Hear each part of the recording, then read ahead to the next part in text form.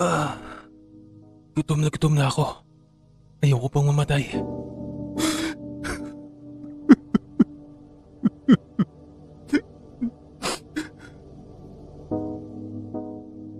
Ako si Leo at ito ang aking kwento. Meron akong dalawang kaibigan na nagngangalang Franco at Romeo. Simula ng pagkabata namin ay madalas ko na silang makasama. Paminsan sa paglalaro, pero madalas sa hanap buhay. Halos pare-pareho ang sitwasyon ng mga buhay namin. Mga anak mahirap. Kaya sa maghapon, imbis na tumuto kami sa paglalaro, ay humahanap kami ng pagkakakitaan. Swerte lang kami ng konti ni Romeo dahil itong si Franco ay ulila ng lubos. Nakilala namin siya noong mga 12 anyos kami. Sa totoo lang, naaawa talaga kami sa kanya kasi wala naman siyang ibang mapupuntahan. Yung mga time na yon ay wala pa kaming kakayahan para kupkupin siya. Panigurado naman na hindi papayag ang mga magulang namin ni Romeo na sa bahay namin patuluyin itong si Franco. Tinulungan na lang namin siya na magtayo ng isang maliit na kubo kung saan ay maaari siyang manirahan. Doon namin ito tinayo sa loob ng gubat. Hindi naman kalayuan yon sa mga kabahayan. Mga 1 buwan din bago namin naitayo ang kubo na yon. At dahil sa pare-parehas lang kami mahihirap, ay may namuong pangarap sa amin. Walang iwanan. Kung sino man ang unang umangat, ay tutulungan ang bawat isa. Yan ang pangakong binitiwan namin sa isa't isa. Makalipas nga ang ilang taon, sa kabila ng pagsisikap namin, ay hindi pa rin kami nakapagtapos. Hindi kinaya yon ng aming mga magulang. Gustuhin man naming suportahan ang aming sarili sa pag-aaral, ay may mga kapatid kami na umaasa sa amin. Kaya't hindi namin napagtagumpayan na tapusin ang aming mga pag-aaral. Paano pa kaya itong si Franco na walang magulang na pwedeng magpaaral sa kanya? Awang-awa kami sa kaibigan kong yon. Hindi siya nakapagtapos ng elementarya. Samantalang kami naman ni Romeo, kahit papano ay natapos namin ang high school. Nahihirapang bumasa itong si Franco, kaya tinuturuan na lang namin ito, lalo na kapag may libre kaming oras. Sa kabila ng hirap ng buhay, ay hindi ako sumuko. Maraming pagsubok ang aking kinaharap. Hanggang sa sinuwerte naman ako na magkaroon ng sariling sasakyan. Ginamit ko ito upang masimulan ang isang negosyo. Naging biyahero ako ng gulay. At dahil sa walang matinong trabaho, itong si Romeo at Franco ay madalas ko na lang silang sinasama sa aking biyahe sa pag-aangkat ng gulay. Nasa 3 palengke rin ang binabagsakan namin at bumabiyahe kami 2 beses sa 1 linggo. Masyadong malayo ang probinsyang pinagkukunan namin ng mga gulay. Sa kabila ng pagod ay sulit naman.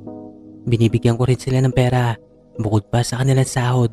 Ang sabi ko sa kanila ay mag-ipon sila at balang araw ay makakapagtayo din sila ng negosyo.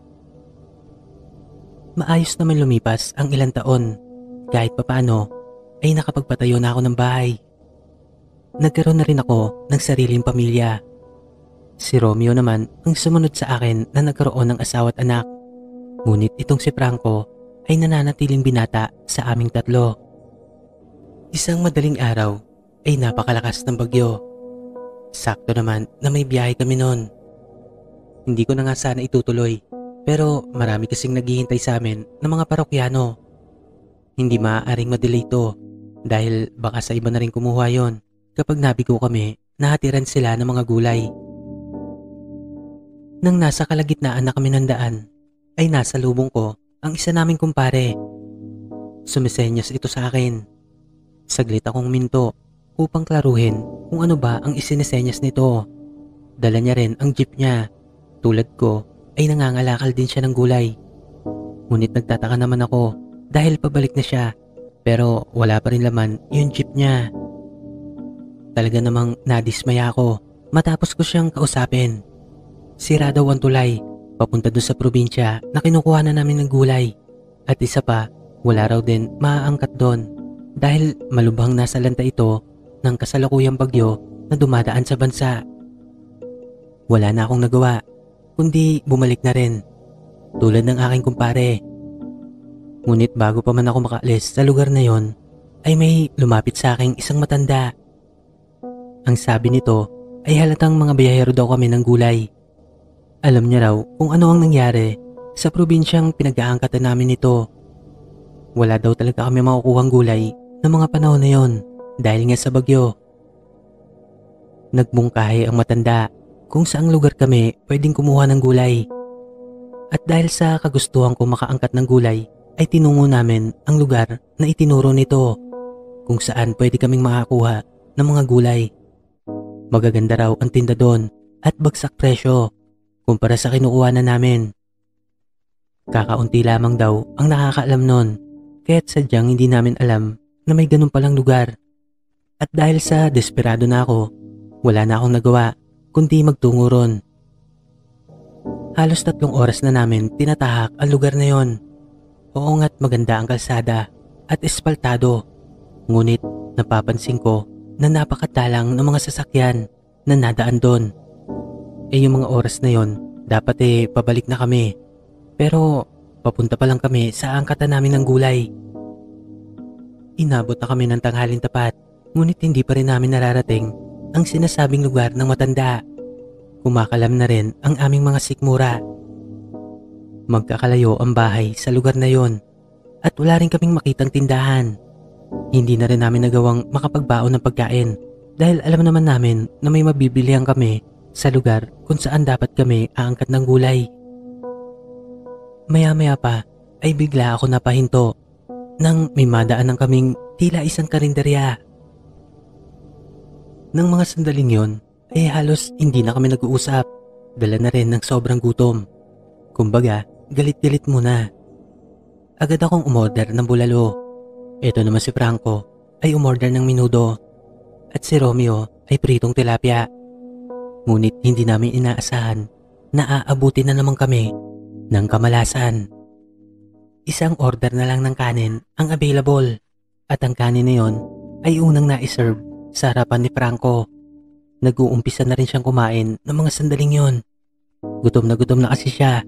Halos nanginginig pa nga ito. Napakamot naman kami sa ulo ni Romeo at napatitig na lang sa kanya. Nang marinig niya na nakasalang pa ang sinaing ay natigilan siya at kaagad na nilapit sa amin ang kanin sa kanyang plato. Kumuha na raw kami, paghatian muna namin yon. Ang sabi ko naman sa kanya ay okay lang, makakapagtiis pa naman kami. Ganun din naman si Romeo, kaya tumayo ito upang kumuha ng saging. Yun muna ang aming nilantakan. Nagpupumilit pa nga si Franco na hatiin na namin ang isang order na kanin na yon. Pero nakita namin na gutom na siya. Halos makalahati niya na nga yung kanin na yon. Kaya tinayaan na lang din namin. Pinilit na lang namin siya na ituloy na ang ginagawa niyang pagkain. Halos 20 minutos pa ang lumipas bago na ibigay sa amin ang aming mga kanin, gayon din ang ulam. At dahil bitin pa itong si Franco ay umorder pa ulit ito ng isa pang kanin at tumirit pa nga ito ng isang order pa ng menudo. Mabilis namang kumilos ang tendero. Nakangiti pa ito nang iniabot ang menudo kay Franco. Halos mag-uumpisa na kaming kumain ni Romeo. Ngunit ang sabi nito ay gagawa lang siya ng sausawan. Ngunit sa kanyang pagkadismaya ay wala siyang makitang kalamansi. Toyo lang ang nandun. Sa akin naman ang hinanap ko ay patis. Gusto ko rin sana ng kalamansi pero wala daw sila at naubusan na. Napakamot na lang si Romeo at takmang lalantakan na ang pritong tilapia na kanyang ulam. Nang bigla itong mapangiti. Kaagad itong tumayo mula sa kanyang kinakaupuan at sinabi niyang huwag mo na akong kakain. May naitabi daw siyang kalamansi doon sa jeep. Isang supot daw yon. Galing doon sa inaangkatan namin ng gulay. Ibinigay daw sa kanya yon ng aming suki bilang bonus. Napangiti rin naman ako sa mga sinambit niyang yon. Maya-maya pa ay nagmamadali na nga itong bumalik galing sa jeep.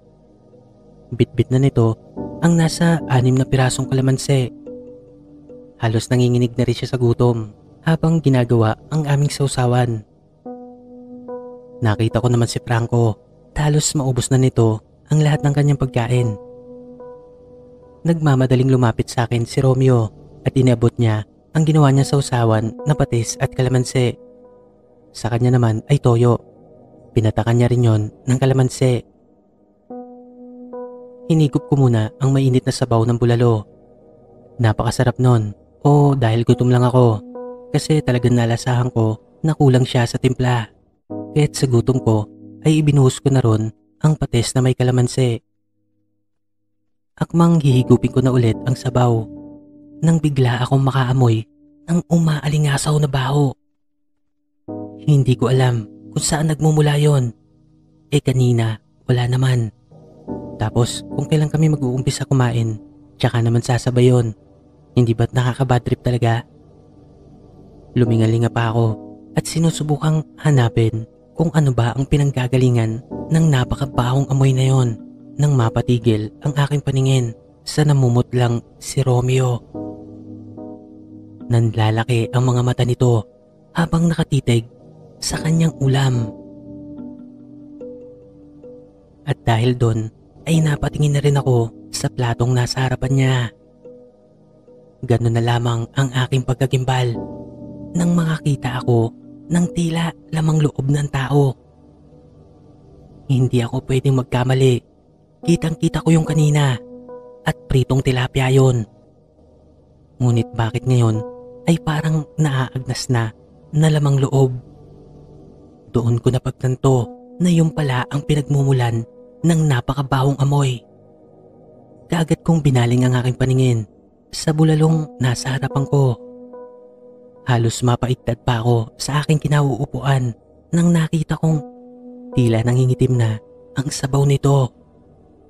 Saglit kong iniangat ang karning nakalubog sa sabaw na yon. Halos maduwal ako nang makakita ako ng mata ng tao.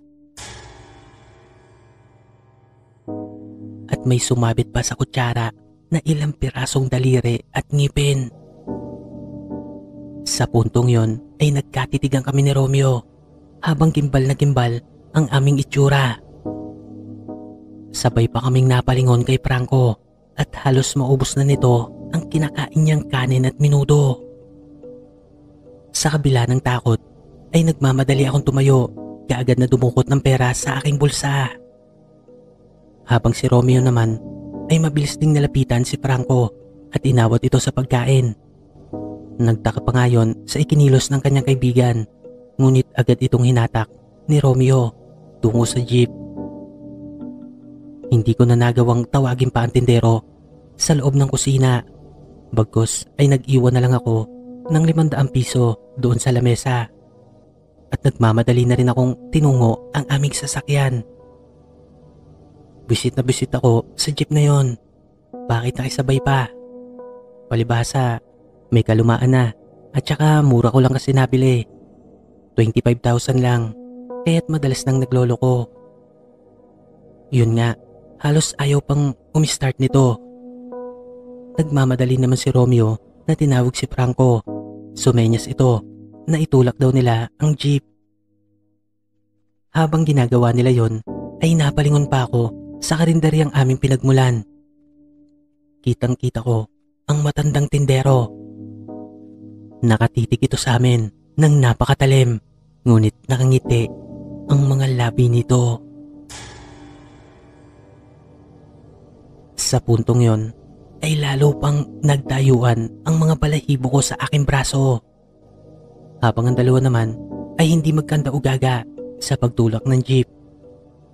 Akmang lalapit pa ang matandang yon. Nagtatanong ito kung kailangan namin ng tulong.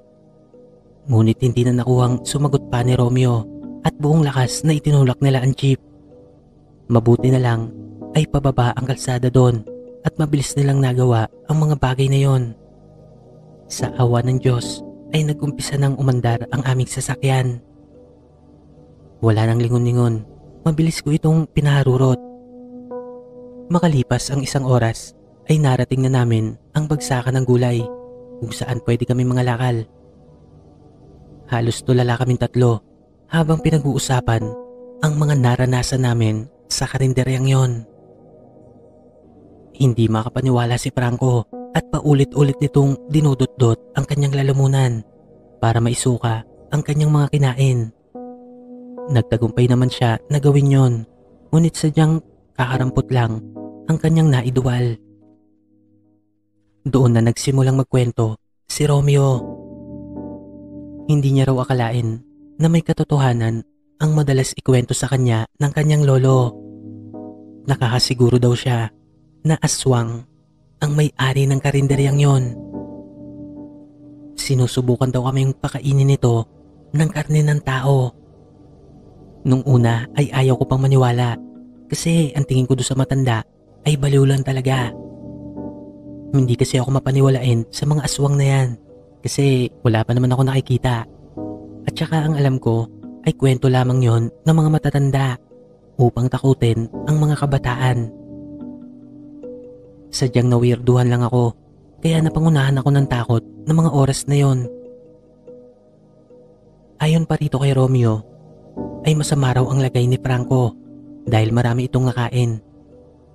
Panigurado raw siya, sinusubukan kaming iyang gawin ng matandang yon.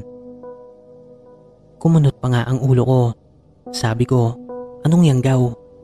Doon niya na nga ipinalawanag ito. Lumipas pa ang ilang oras at binabantayan namin ng maigi si Franco. Normal naman ito at wala kaming kakaibang kilos na nakikita. Ang sabi niya naman daw ay wala naman siyang nararamdaman na kakaiba. Tinanong pa nga ni Romeo kung naglalaway siya. Ang sabi naman nito ay hindi naman daw at saka talagang napakasarap nung kinain niyang minudo. Hindi ko nga alam kung naniniwala tong si Franco kasi kanina pa siya hindi nagsasalita. Pero nababakas ko sa kanyang mga mata ang pagkabahala. Maya-maya pa ay natapos na kami sa pag-aangkat ng gulay. Napuno na namin ang aming sasakyan. Nagtanong-tanong pa kami kung meron bang ibang daanan pabalik sa aming lugar.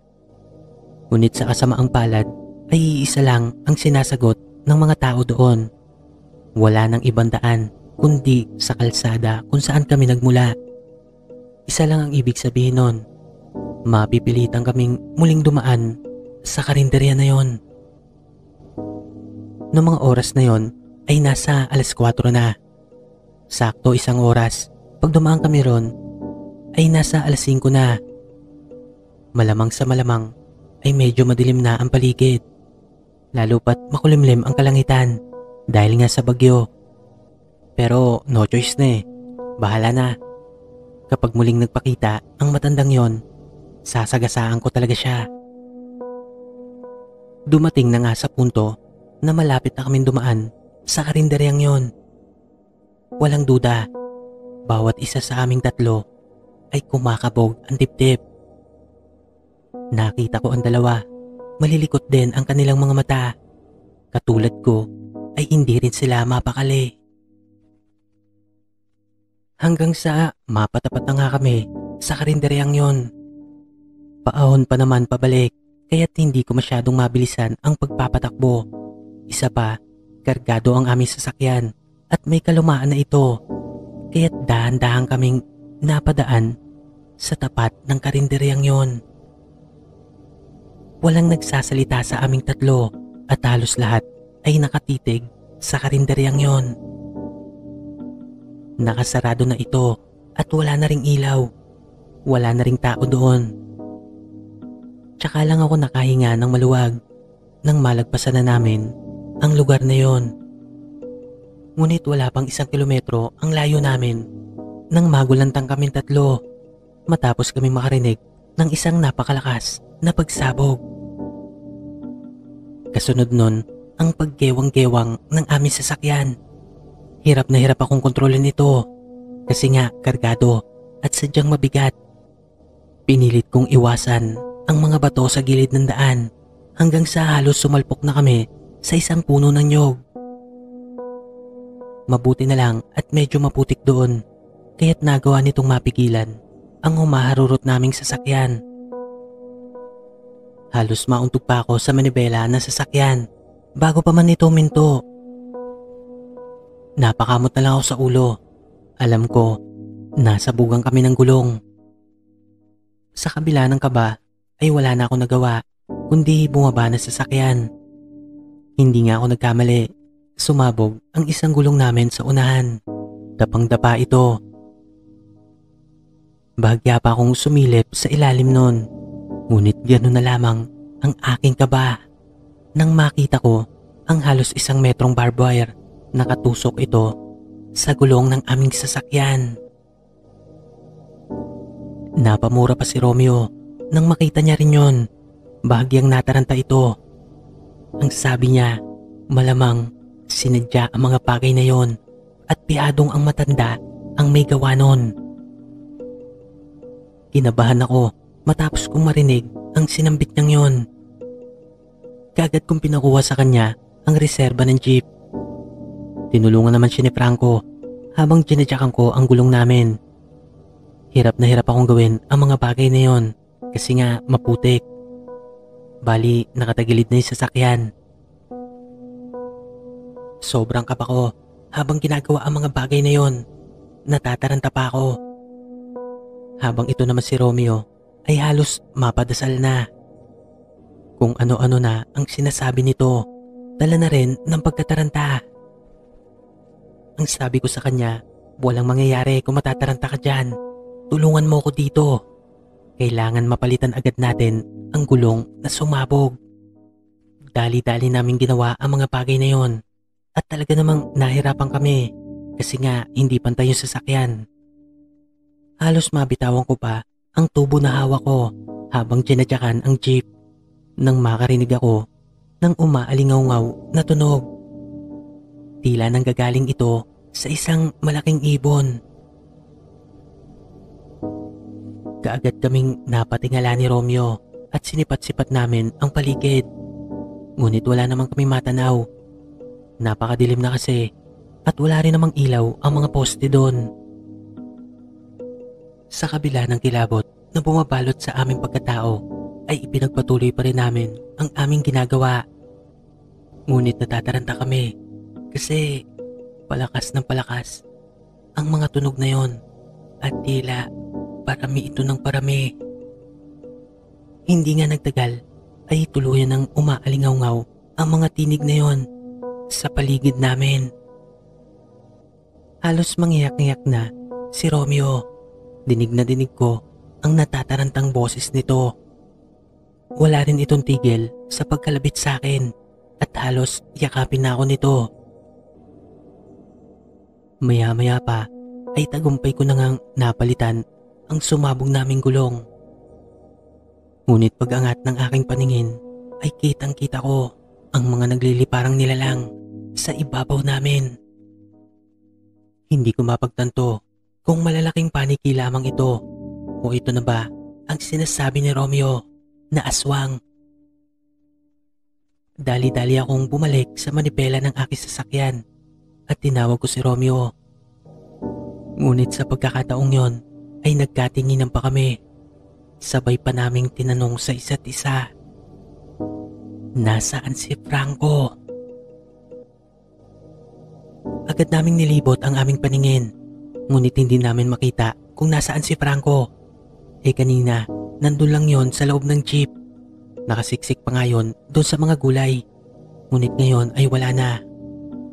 Nag-umpisa ko na ring maramdaman ang pagtapo ng tila malalaking ibon sa bubungan ng aming sasakyan. Tinawag ko ang pangalan ni Franco ng ubod ng lakas. Ganon din ang ginawa ni Romeo. Ngunit wala talaga siya sa paligid. Kaagad kong pinaandar ang jeep. Mabuti naman at hindi na ito nagloko at kaagad na umistart. Medyo nahihirapan lang umalis kasi nga nakabaon sa putikan. Kaagad kong binuhay ang mga ilaw nito upang makapagbigay ng liwanag sa aming paligid. Matapos kong buksan ang headlight ng sasakyan ay natigalgalan ako nang makita ko sa aming harapan ang isang nilalang na sa buong buhay ko ay ngayon ko pa lamang nakita. Nanlilisik ang mapupulang mata nun at tila may pangil din. May kahabaan ang mga kuko nito at walang saplot sa buong katawan. Natanaw ko rin ang mga pakpak nito na parabang sa paniki at ang mahabang buhok nito na sabog-sabog. Nagulantang ako nang mabilis na umangat ang nilalang na yon. Halos isang kumpas lang ng kanyang pakpak ay nawala na siya sa aming harapan. Paglinga ko kay Romeo ay tila na estatwa na ito. Hindi na ito gumagalaw habang nanlalaki ang mga mata at nakabuka pa ang kanyang bunganga. Kaagad kong sinampal ito upang bumalik sa ulirat. Matapos kong gawin yon, ay nanginginig itong yumakap sa akin. Walang tigil ito sa pagsigaw at paulit-ulit na binibigkas na umalis na kami sa lugar na yon. Kaagad ko naman siya tinulak at sinigawan. Ang sabi ko sa kanya, umayos ka kung gusto mong makaalis pa tayo dito ng buhay. Kaagad kong pinaharurot ang sasakyan paatras at sa awa ng Diyos ay nakaahon ang gulong nito mula sa putikan. Ngunit ilang metro pa lang ang aming itinatakbo ay naulinigan ko ang napakalakas na boses ni Franco. Humihingi ito ng tulong. Buong lakas kong tinapakan ang preno ng sasakyan at nilingaling ako ang paligid. Akmang bababa ako upang hanapin ang kaibigan namin si Franco. Hindi ko maatim na iwan namin ang kaibigan kong yun doon. Ngunit bago ko pa magawa yun, ay hinawakan ako ng napakahigpit ni Romeo. Nagmamakaawa ito na umalis na raw kami. Malamang sa malamang daw ay tuluyan ng napahamak si Franco. Sa puntong yon ay napaisip din ako at kinumbinsi ko na lang ang aking sarili na babalikan namin siya. Kailangan lang namin makahingi ng tulong. Muli kong pinaharurot ang sasakyan. Ngunit hindi pa kami nakakalayo ay nagulantang na naman kami ni Romeo. Halos mawalan ako ng ulirat nang biglang may lumapag sa bumper ng sasakyan. Nakakakilabot ang itsura nito. Nanlilisik ang mga mata. Matatalas ang mga ngipin. Sabog-sabog ang buhok nito at may kahabaan din ang mga kuko. Nakatitig ito ng masama sa amin dalawa. At dahil sa pagkagulat ay mas lalo ko pang natapakan ang silinyador na sasakyan. Mabilis na bumuka ang napakalapay nitong pakpak na animoy pakpak ng isang napakalaking paniki. Dahilan upang hindi ko na makita ang tinatahak namin daan. Hindi nga nagtagal ay sumalpok ang aming sasakyan sa isang malaking puno. Halos mawalan ako ng malay matapos tumama ang ulo ko sa manibela ng jeep. Natanaw ko pa si Romeo na duguan ang ulo. Tumama iyon sa windshield ng jeep. Nakapikit na ito at buong akala ko ay patay na ito. Ngunit nabuhayan ako nang nakita kong unti-unti itong gumagalaw. Sa kabila ng sakit ng aking katawan ay pinilit kong bumangon at inalog-alog ang kaibigan ko si Romeo. Agad naman itong natauhan at nagmamadaling bumaba ng jeep. Susunod na dapat ako sa kanya. Ngunit napansin ko na bahagyang naipit ang aking hita sa bumalik kong manibela ng sasakyan. Wasak na wasak ang unahan ng jeep. Sa laki ba naman ng puno na nabangga namin. Sobrang taranta ni Romeo nang makita niyang hindi ako makaalis sa aking kinauupuan. Sabi ko pa nga sa kanya ay huminahon siya. Ngunit palinga-linga ito na animoy hindi mapakali. Wala na rin itong tigil sa pag-iyak. Pinilit kong makatayo at maalis ang aking paa mula sa pagkakaipit. At habang ginagawa ko yon ay napasulyap ako sa harapan na sasakyan Nanlaki ang aking mga mata nang matanaw ko sa di kalayuan ang aswang na dumapo sa aming harapan. Unti-unti itong lumalakad tungo sa aming direksyon. Nang mapansin ni Romeo na nakatulala ako, ay napatingin na rin ito kung saan ako nakatitig. Sa sobrang takot nito, ay natumba pa siya sa kanyang kinatatayuan at unti-unting napaatras habang nakatihaya. Sobrang kabog ng dibdib ko ng mga oras na yon. Tila ba binabangungot ako? Nahihirapan na akong huminga. Sinigawan ko ng malakas ang kaibigan ko si Romeo. Romeo, tumakbo ka na! Iwanan mo na ako! Iligtas mo ng sarili mo! Hindi na ito nagsasalita at wala nang tigil sa pag-atungal ng iyak. Kitang-kita ko ang pagkagimpal sa kanyang mga mata. Halos mawalan na ako ng pag-asa pero pinilit ko pa rin lumaban. Sa mga sandaling yon, alam kong hindi ko na maaasahan ang gimbal na si Romeo. Ilang hakbang na lang ang pagitan ng aswang na yon mula sa aming kinalalagyan.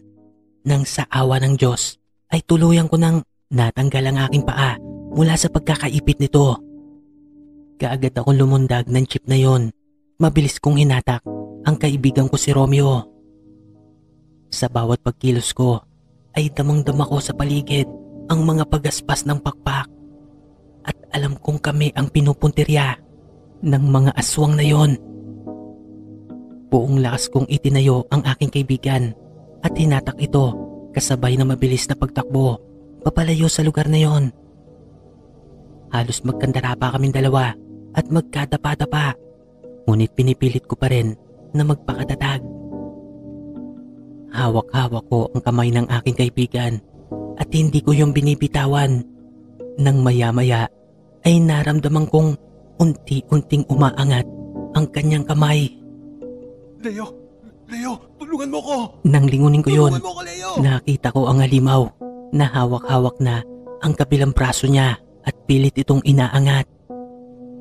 Hindi ako pumayag na makuha ng aswang ang aking kaibigan, kaya't buong lakas ko itong hinatak pababa. At kasabay nun, ang pagpapakawala ko ng isang malakas na suntok tungo sa mukha ng halimaw na yon. Ngunit tila hindi ito tinablan at umangil pa ito ng pagkalakas-lakas.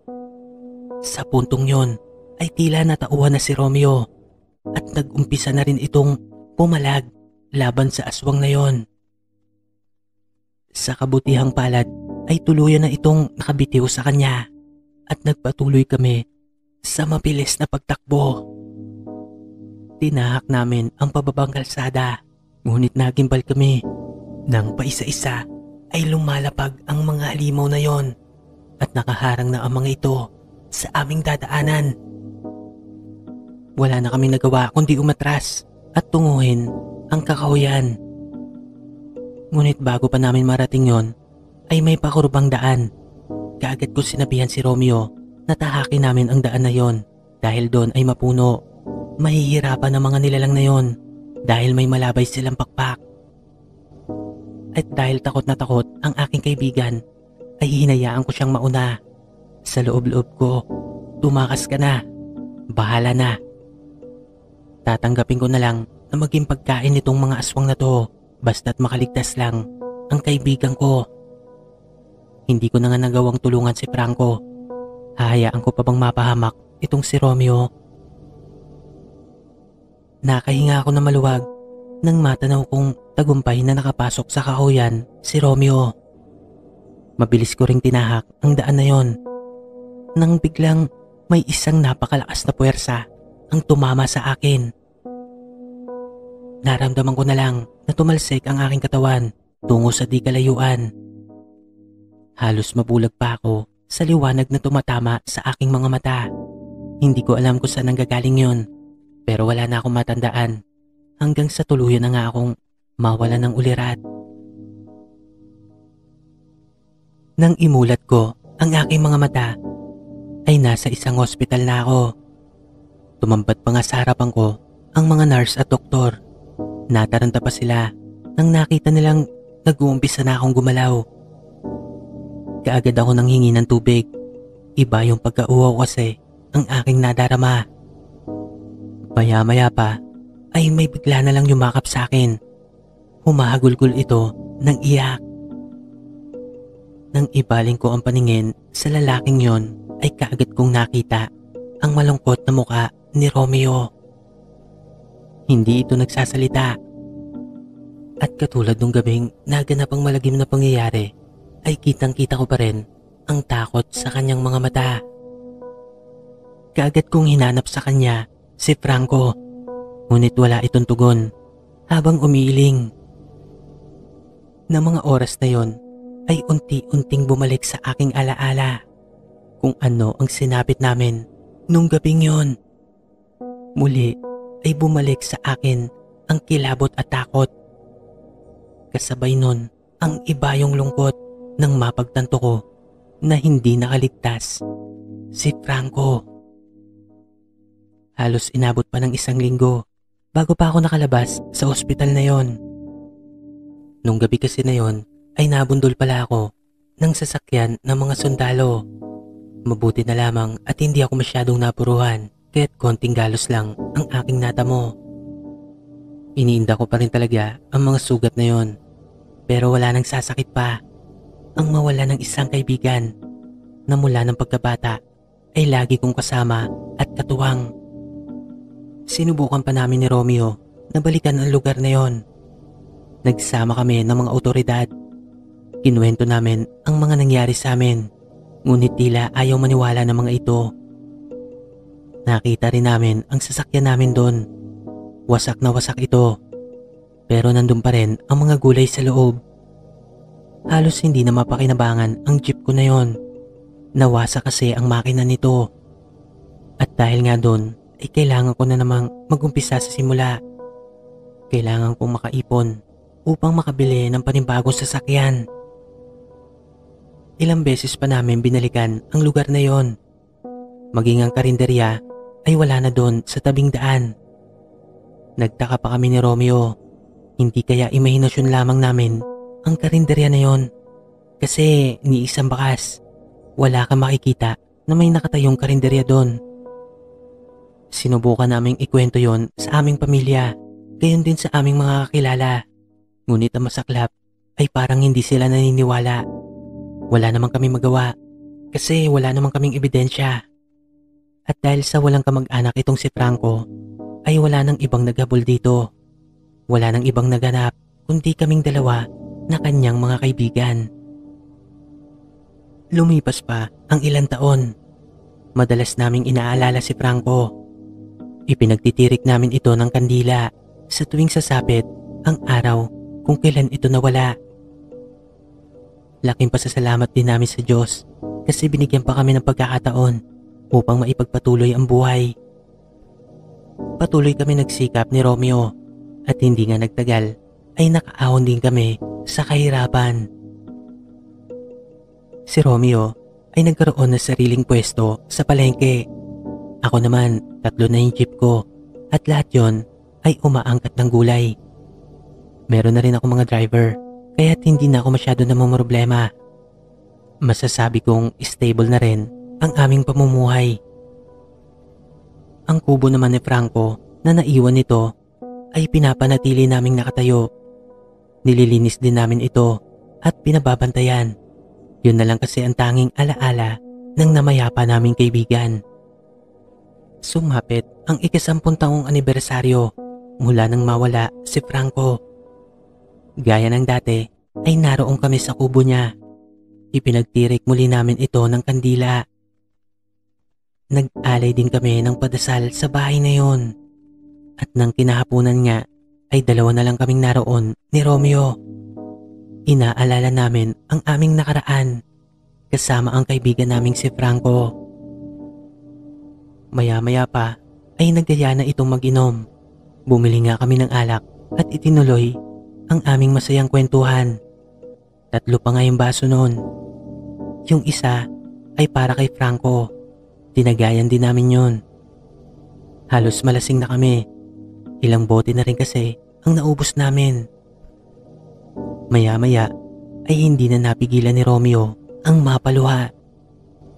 Nakatitig pa rin ito sa tagay ni Franco.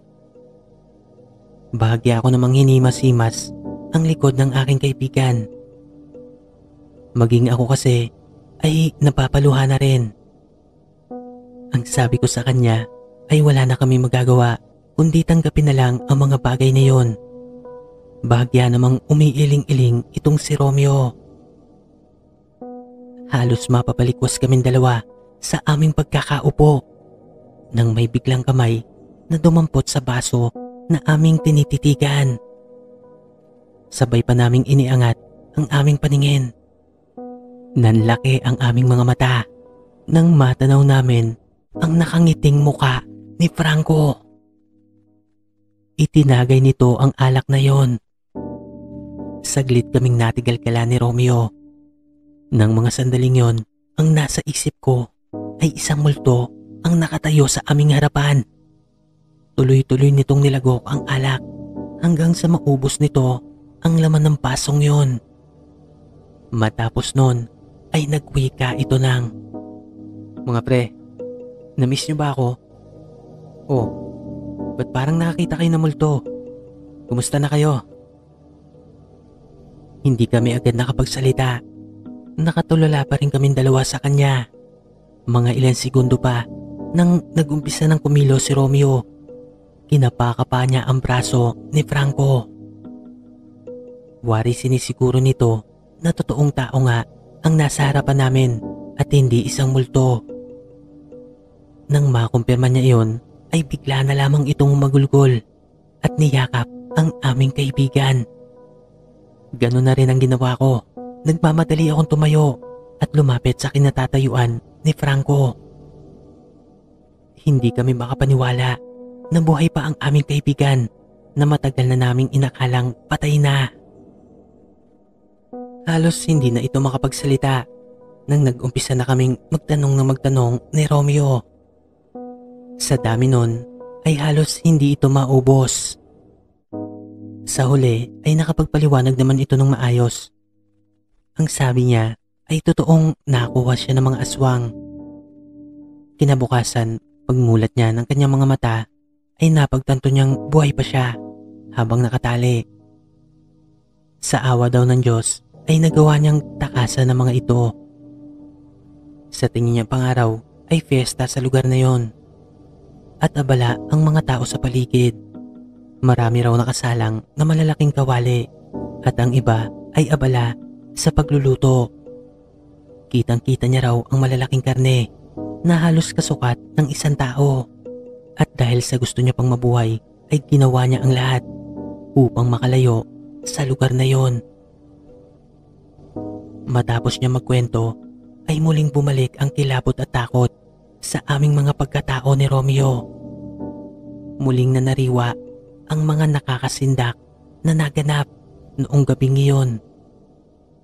Tinanong pa namin siya, bakit ngayon lang siya nagpakita? Bakit hindi siya agad bumalik dito? Ang sabi niya naman ay napadpad siya sa isang malayong lugar kung saan ay merong kumupkop sa kanya hanggang sa tuluyan na nga siyang makapag-asawa ron at nagkaroon ng sariling pamilya. Halos walang mapaglagyan ang tuwa at galak namin ni Romeo ng mga sandaling yon. Hindi pa rin kami makapaniwala. Buhay na buhay si Franco. Napaluha pa ito nang makita niyang inalagaan namin ang kubong na iwan niya. Ang buong akala niya raw kasi ay wala na siyang mababalikan pa sa lugar na yon. Naisip niya pa nga raw nun na ang karneng kanya nakita na niluluto ng mga aswang ay katawan naming dalawa ni Romeo. Kaya't laking pasasalamat niya rin nang malamang buhay pa kami. Isa daw kasi yon sa dahilan kaya't hindi na siya nagbalak na bumalik sa lugar namin kasi ang buong akala niya ay patay na rin kami. Ipinagpatuloy nga namin ang masarap na inuman na yon. Nang mga sandaling yon ay tila nananaginip lang kami ni Romeo. Pero totoo, buhay ang aming kaibigan. Halos inumaga na nga kami sa inuman na yon. Naubos din namin ang beer sa tindahan ni Aling Nena. Kinaumagahan ay nagising kami na halos nakasalampak na sa lupa. Lasing na lasing kami.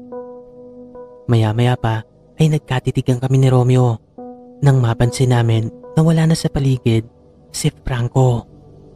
Halos sabay pa kaming magtanong sa isa't isa kung nasaan na si Franco at kung totoo ba ang nangyaring inuman kagabi. Nabakas ko ang lungkot sa mukha ni Romeo nang umpisa na itong mag-isip na baka panaginip lamang ang nangyari kagabi na kasama namin si Franco. Ngunit alam ko sa sarili ko, hindi panaginip yon. Alam ko ang pagkakaiba ng realidad sa isang panaginip. Kung panaginip lamang iyon, bakit pareho kami? Halos mapaiktad pa si Romeo nang maramdaman nito na may pumatong na kamay sa kanyang balikat. Nang iangat namin ang aming paningin, nakita namin si Franco. May bitbit na itong plato at nakapatong doon ang 2 tasa ng kape. Muling bumakas ang mga ngiti sa aming labi. Sabi ko na, hindi iyon panaginip. Kanina pa pala siya gising at naghanda ng almusal para sa aming 3. Ipinagtimpla niya na rin kami ng kape. Siguro nga ay masyado kaming nalasing ni Romeo kasi mas nauna kaming uminom sa kanya. Matapos naming kumain ay nagpatuloy na naman ang mahaba naming kwentuhan. Maya-maya pa ay nagsalita na ito si Franco. Iniimbita niya kaming 2 tungo sa bahay nila. Sasapit na raw kasi ang unang kaarawan ng kanyang bunsong anak. Balak niya raw kaming kunin ng mga ninong. Siyempre hindi kami tatanggi at gusto rin talaga namin na makilala ang kanyang pamilya. Kinahapunan ay umalis na rin itong si Franco. Nagulat pa nga kami kasi may sarili na itong kotse. At kahit hindi modelo yon, ay natuwa pa rin kami. Kahit papano ay napansin namin na nakaangat na rin ito sa kanyang buhay. Sabi pa nito ay babalik daw siya sa susunod na linggo upang sunduin kaming 2. Nang makaalis na si Franco ay naiwang kaming 2 ni Romeo na nakatulala. Ngunit may mga ngiti sa mga labi. Hindi pa rin kasi kami makapaniwala na buhay pa rin ang matalik naming kaibigan. Mabilis na lumipas ang ilang araw hanggang sa sumapit na nga ang itinakdang oras na aming pinag-usapan. Umaga pa lang ay naroroon na si Franco upang sunduin kaming 2. Masaya kaming bumiyahe tungo sa kanilang bahay. May kalayuan din ito at halos 3 oras ang aming nilakbay. Napansin ko lang na medyo liblib din pala ang lugar na tinitirahan nila Franco. Ang buong akala ko kasi ay sa isang syudad na sila nakatira. Medyo nawirduhan pa ako. Oo nga't maraming bahay doon pero masyadong liblib. Parang isang compound siya pero sadyang tago. Hindi pa man kami nakakababa na sasakyan ay marami ng tao ang sumalubong sa amin. Masaya ang mga ito at halos lahat ay nakangiti sa aming 2 ni Romeo. Mainit ang pagtanggap ng mga ito sa amin. Ilang beses ko rin narinig ang mga tinig na nagtatanong kay Franco kung kami raw ba yung 2 na ikinukwento niya. Nakangiti naman na tumutugon si Franco at sinasabing kami nga ang 2 na kanyang mga kaibigan. Hindi pa man kami nakakakain ay kaagad na naglabas ng alak ang ilang mga kalalakihan. Kaagad kaming niyaya ng mga ito na makipag-inuman sa kanila. Hindi na kami nakatanggi pa ni Romeo at pinakisamahan ng mga ito habang si Franco naman ay saglit na pumasok sa loob ng kanilang bahay. Maya-maya pa ay lumabas na ito habang nakangiti sa amin. May bitbit itong isang malaking malukong na naglalaman ng pulutan. Sabi pa nga ni Romeo, sakto kasi kanina pa siya nagugutom. Babawin na lang daw siya sa pulutan para hindi siya maaga malasing. Halos batukan ko pa nga si Romeo sa pagbibiro niyang yun. Papalapit pa lang sa amin si Franco ay umalimuyak na ang nakakagutom na amoy mula sa pagkaing bitbit nito. Sa tansya ko, minudo yon. Hindi nga ako nagkamali nang ilapag niya yon sa aming harapan at nagwika siya ng, "Mga pre, naaalala niyo pa ba to? Di ba paborito ko to? Kumain kayo ha, huwag kayo mahihiya." Sa puntong yon ay ibahagya pa kaming nagkatitigan ni Romeo. Naalala namin ang mga nangyari sa karinderya. Agad namang nahalata yon ni Franco. "O pre, may dala ba kayong kalamansi dyan? Patakan nyo muna ha, baka karne na naman ng tao yan." Matapos niya sabihin yon, ay napatawa na rin ang mga ibang kalalakihan naming kasama. Sumunod na rin kami sa pagtawa ni Romeo. Sabay sabi ko na natatandaan niya pa rin pala yon. Sa akin kasi halos limot ko na. Ganon din ang sinabi ni Romeo na nakalimutan niya na nga yun. Pero dahil sa pinaalala ni Franco ay natandaan niya na rin. Nagpatuloy kami sa pag-inom. Ngunit nahalata kong si Romeo ay hindi pa rin tumitikim ng aming pulutan. Ganon na rin ang ginawa ko. Ni isang subo ay hindi ko tinatangkang gawin. Hindi rin naman nagtagal, nahalata yun ni Franco at sinabing bakit ayaw namin kumain. Gusto ba raw namin ng kanin? Agad naman tumango si Romeo at sinabi sa aming kaibigan na gawin niya ng dalawa. Tag-isa daw kami. Kaagad namang tumayo si Franco upang kumuha ng kanin. Nang makapasok na ito sa loob ng bahay, ay kaagad na tumayo si Romeo. Nagpaalam ito. Kukunin niya lamang daw ang kanyang sigarilyo. Nandun daw yon sa kanyang bag na nasa loob ng sasakyan.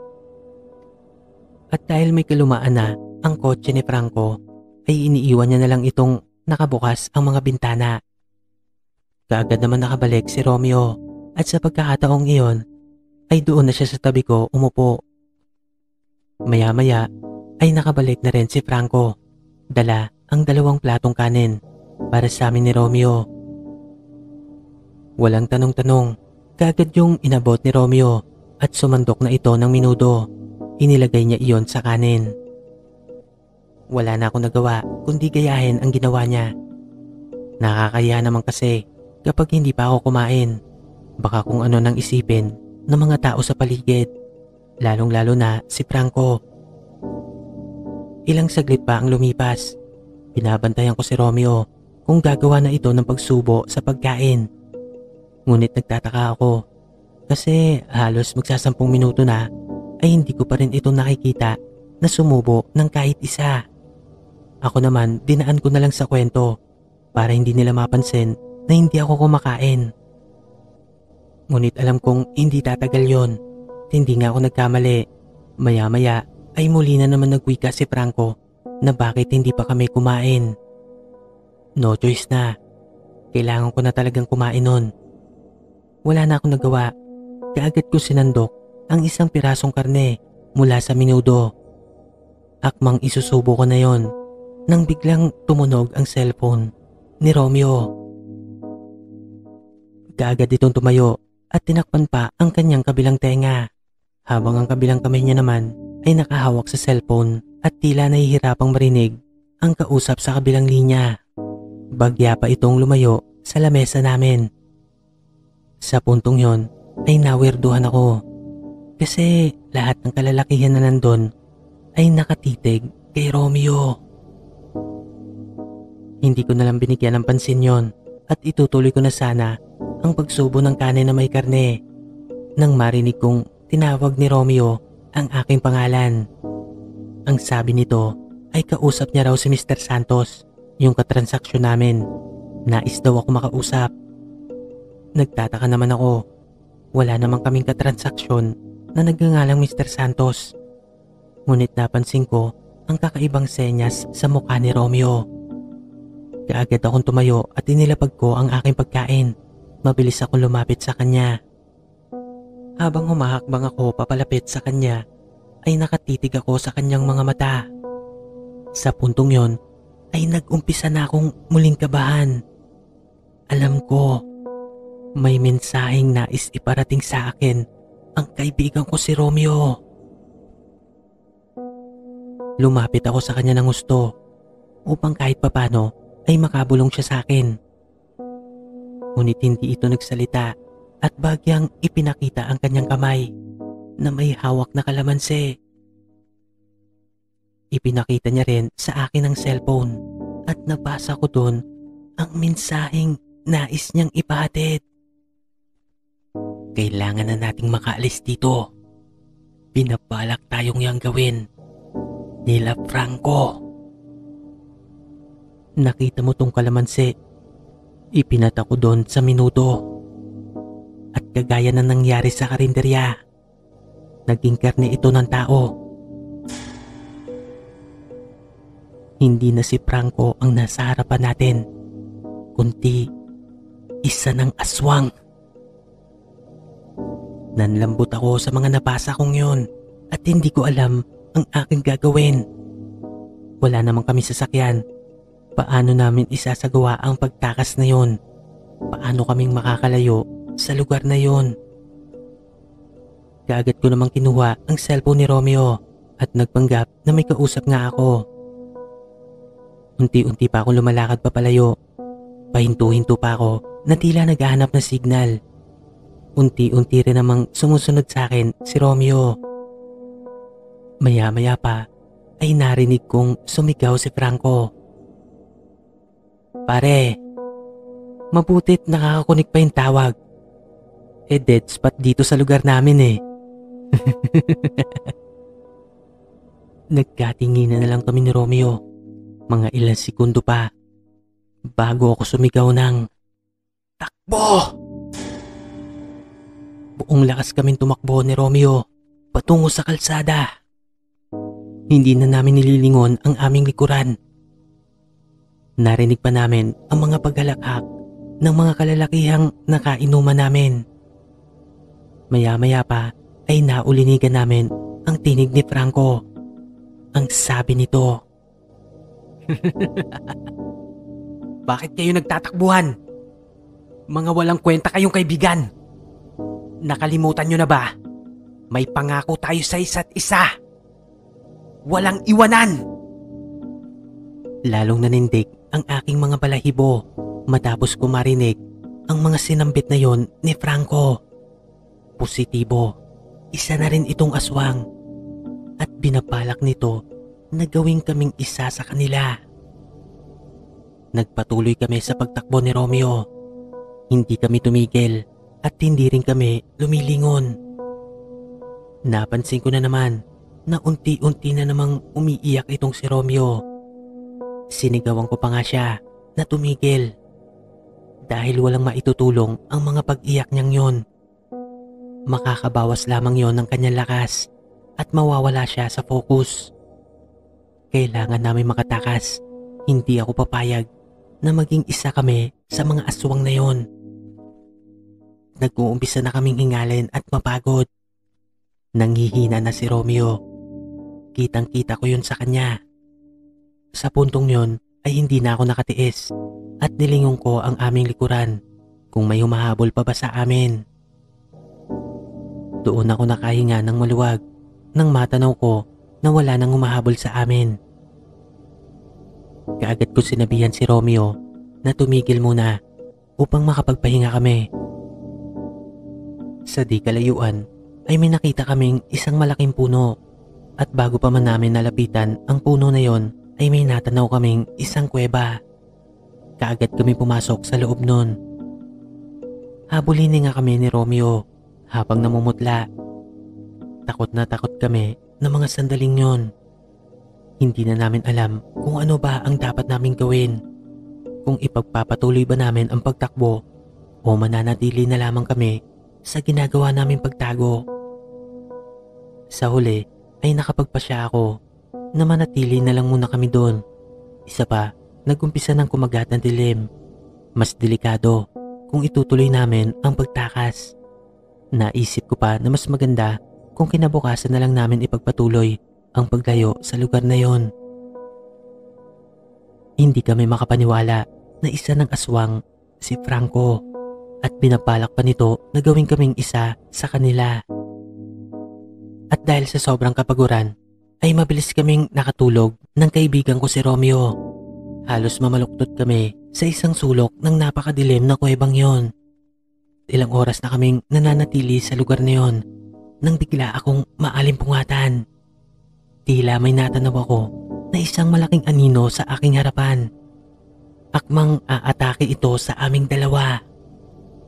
Agad akong tumayo upang harangan ito. Ngunit madali lang ako nitong nahawakan. Nagpupumiglas ako. Kitang-kita ko ang matatalim niyang pangil at walang tigil ang pagtulo ng kanyang malapot na laway. Akmang kakagatin ako nito nang bigla akong maalimpungatan. Habol hininga pa ako at napagtanto kong isa lamang yung panaginip. Akmang babangon ako. Nakita ko kasi na nasa loob kami ng isang kubo. Ngunit bago pa ako makabangon ay napansin ko ang pagkakatali ng aking paa. Mahigpit ang pagkakabuhol nito na nakatali din sa isang paa ni Romeo. Kaagad kong ginising ang aking kaibigan at nataranta din ito na bumangon. Kaagad siyang nagtanong kung nasaan kami, ngunit wala akong maisagot kasi maging ako ay hindi ko alam kung bakit kami naroroon sa kubong yun. Maya-maya pa ay nagbukas ang pintuan ng silid na yon. Inuluwa ng pintuang yon ang nakangiting si Franco. Ang katabi ko naman na si Romeo ay halos hindi mapakali sa kanyang kinauupuan. Kung pwede lang ito lumubog sa lugar kung saan siya naroroon ay malamang tinawanan nito. Sa kabila ng takot na aking nadarama ay buong tapang ko na lang na kinausap si Franco. Pare, huwag mong gawin sa amin ang mga bagay na to. Mga kaibigan mo kami. Mga kaibigan? Kaibigan ba ang tawag sa inyo na nangiiwan? Pare, hindi namin sinasadya. Hindi ka namin gustong iwan. Alam mo naman ang nangyari nung gabi na yon. Halos ikamatay din namin. Tinangka naman namin na hanapin ka. Pero hindi ka na namin nakita. Hinanap? Hindi niyo ako hinanap. Pinabayaan niyo ako. Dito, sa piling ng mga aswang. Pare, nagkakamali ka. Hindi ka namin pinabayaan. Sadyang nagipit din kami ng mga oras na yon. Sinuwerte lang ako na makaligtas matapos ako masagasaan ng sasakyan ng mga sundalo. Akala ko nga nun patay na rin ako. Pero laking pasalamat ko dahil nailigtas kami ni Romeo ng mga sundalo. Tinangka ka namin balikan. Pero hindi ka na namin nakita. Bago rin kasi ako magkaroon ng malay ay mga ilang araw din. Kaya hindi ko na nasabihan yung mga sundalo na hanapin ka. Sinungaling. Walang naghanap sa akin. Ilang taon ako nandito. Ilang taon ako nagtiis. Hanggang sa napagtanto ko na ito pala talaga ang mundo na para sa akin. Ngunit naalala ko din na may sumpaan tayong tatlong magkakaibigan. Walang iwanan. Pare, maawa ka sa amin. Huwag mong gawin to. Ayaw namin maging aswang. At isa pa, may pamilya na kami. Maawa ka naman sa kanila. Kung ano man ang nagawa namin, humihingi ako sa iyo ng kapatawaran. Parang awa mo na, Franco. Huwag mong gawin sa amin ang mga bagay na to. Hindi maaari. Sama-sama tayo dito. Walang aalis. Matapos ang tagpong yon, ay lumabas na ng kwarto si Franco. Ngunit maya-maya ay bumalik ito na may dalang pagkain. Iniabot niya iyon sa aming dalawa ni Romeo. Alam ko na hindi namin maaaring kainin ang pagkain na yon kung ayaw namin maging isa sa mga aswang na yon. Paulit-ulit kaming inahatira ni Franco ng masasarap na putahe. Ngunit gaya ng una ay hindi namin ito kinakain ni Romeo. Makalipas ang 3 araw, halos mamatay na kami sa sobrang gutom. Kahit ang tubig ay hindi namin tinatangkang inumin. Hinang-hina na kami at ilang sandali na lang alam kong bibigay na ang mga katawan namin. Franco, patayin mo na lang kami. Kailanman ay hindi ako papayag na maging isa sa inyo. Mga kampon kayo ng kadiliman. Kampon ng kadiliman? Anong tawag sa inyo? Mga walang kwentang kaibigan. Ganun ba? Alam nyo naman na kampon ng kadiliman ang mga aswang na to. Pero iniwan nyo pa rin ako. Mga wala kayong kwentang kaibigan. Oo na, wala na kaming kwenta. Patayin mo na lang kami. Hindi ako papayag na maging isang aswang na katulad mo. Kaya't patay mo na ako. Walang problema. Kapag namatay ka sa gutom, kakainin ka rin naman namin. Pero kung ayaw mo pang mamatay, mas mainam na kumain ka at maging isa sa amin. Franco, patay mo na kami. Huwag mo na kaming pahirapan pa.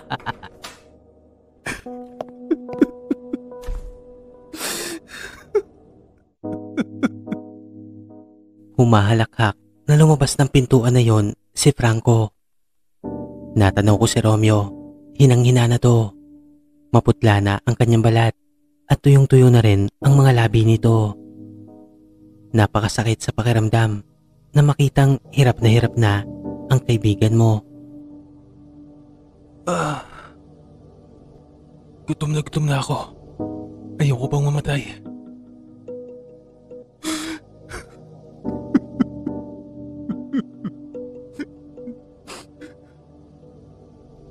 Makalipas ang ilang taon ay magkasama pa rin kami ni Romeo. Hindi na kami nangangalakal ng gulay. May bago na kaming negosyo ngayon. Isang karinderya. Ako ang tagaluto at si Romeo ang tindero. Doon namin itinayo ang karinderya sa dating nakainan namin. Ay hindi pala kami nakakain. Si Franco lang. Romeo, luto na tong in-order nila. Mukhang gutom na gutom ang mga biyahero na yan Kapag naghanap ng kalamansi, alam mo na isasagot mo Oo naman pre. Matik na yan.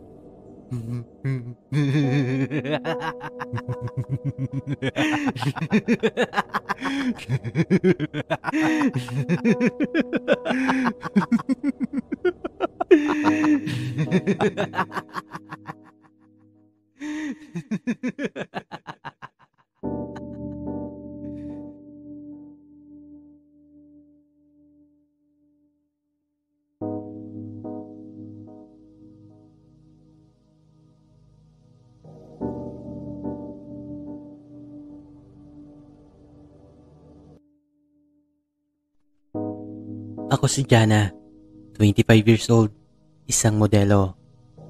At ito, ang aking kwento.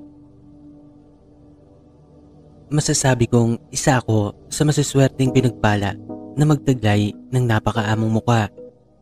Perpektong hubog ng katawan at mala porselanang balat. In short, may kagandahang angat sa karamihan. May alindog na mahirap tanggihan ng kahit sino mang kalalakihan.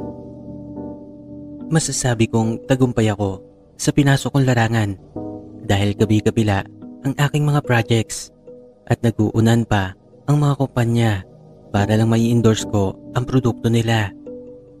Sa buhay pag-ibig naman, hindi ko talaga priority yan. Hindi ko alam. Pero parang wala talaga akong interes pagdating sa mga bagay na yan. Hindi ko rin naman masasabi na lesbian ako kasi hindi naman ako na-attract sa mga kapwa ko babae. Siguro nag-i-enjoy lang talaga ako sa ginagawa ko kaya hindi ko nabibigyan ng pansin ang love na yan. Kung manliligaw naman ang usapan, sa totoo lang, hindi ko sila mabilang. Isa pa, bantay sarado rin sa akin si mama. Bago pa may makaporma sa akin, ay kailangan munang dumaan sa kanya. Hindi ko naman masasabing dahil sa kanya, kaya wala pa akong boyfriend. Siguro, hindi pa talaga napapanahon. Meron din namang mga maliligaw na nakakapasa sa panlasa ni mama. Pero pagdating sa akin ay busted na agad. Hindi ko na mabilang kung ilang lalaki na ang nabigo na makuha ang matamis kong oo. Hindi naman ako man-hater. Sadyang hindi pa lang siguro dumarating ang katapat ko. Sa dami nila, ni isa ay wala akong mapusuan. Ngunit may isang bukod tanging manliligaw ang naiiba sa kanila. Yon ay si Jacob. Sa totoo lang, siya ang pinaka-kinabibisitan ko sa lahat ng manliligaw. Sobrang kulit nito. Sadyang ayaw sumuko. Minsan nga, nawiwirduhan na talaga ako sa kanya. Nagbabanggit pa ito na kami daw ang tinadhana. Tawang-tawa talaga ako sa mga banat niya. Hindi ko alam kung seryoso talaga siya o nagpapatawa lang. Kasi kung nagpapatawa siya, ay talaga namang bumenta. Kung seryoso naman siya sa mga sinasabi niyang yon, nakakatawa pa rin talaga. Araw-araw ay hindi nagbiminti si Jacob sa pagpapadala sa akin ng kung ano-anong regalo. Flowers, chocolate cakes, pagkain at iba pa. Sa totoo lang, madalas ay tinatapon ko lang naman ang mga yon. O kung hindi naman, binibigay ko na lamang yon sa PA ko. Kung sa akin hindi siya pasado, lalo na kay mama, ayaw na ayaw niya kay Jacob. Weirdo daw ito. At isa pa, hindi niya kilala ang pagkatao nun. Masyado daw itong misteryoso at madalas ay bigla-bigla na lang nasulpot kung saan-saan. Makailang beses na rin itong binara at pinagsabihan ni mama. Pero sadyang makulit to. Madalas ay sumasalisi siya kapag hindi ko kasama ang aking ina. Minsan, pinapaabot na lamang nito ang kanyang mga regalo para sa akin. Sa sobrang tagal niya nang nanliligaw, hindi ko na namalayan na 1-year anniversary na pala mula nung unang araw na sinuyo niya ako. Yun kasi ang sabi niya. Tuwang-tuwa talaga ako. Pati pala sa panliligaw, may anniversary na rin. Jacob, kailan ka ba magsasawa sa panliligaw mo sa akin? Dati ko pa sinabi sa'yo na malabong maging tayo. Hinding-hindi ako magsasawang suyuin ka, Jana. At sana hindi ka rin magsawa o makulitan sa panliligaw ko sa'yo. Sana hayaan mo lang akong gawin to. Ay nako, basta sinabihan na kita. Ayokong isipin mo na pinapaasa lang kita. Jacob, wala kang aasahan. Pasensya ka na. Tulad ng madalas kong sabihin, handa akong maghintay kahit pa sabihin mong walang pag-asa. Sobrang tibay talaga ng lalaking ito. Nakakabwisit na nakakatawa. Anyway, dumako naman tayo sa isa ko pang manliligaw na si Hector. Malayong malayo ito kay Jacob. Ang datingan kasi nito ay parang isang politiko. Yung tipong hindi nawawalan ng bodyguards. Sa totoo lang, makailang beses ko na din itong binasted. Pero sadyang mapilit din ito. Minsan nga, kinakabahan ako. Kasi feeling ko, walang gagawing matinutong taong to. Ay, ang sakit na sa ulo. Ito ang isa sa mga disadvantage na natatamo ko sa kabila ng mga biyayang kaloob sa akin ng taas. Isang araw, ginabi na ako ng uwi. Ang tagal kasing natapos ng isang photoshoot na ginawa namin. Isa pa, bago lang yung PA ko. Kaya hindi pa kabisado ang mga dapat gawin. Nakakaasar nga kasi 3 buwan na mula nung umpisa siyang magtrabaho sa akin.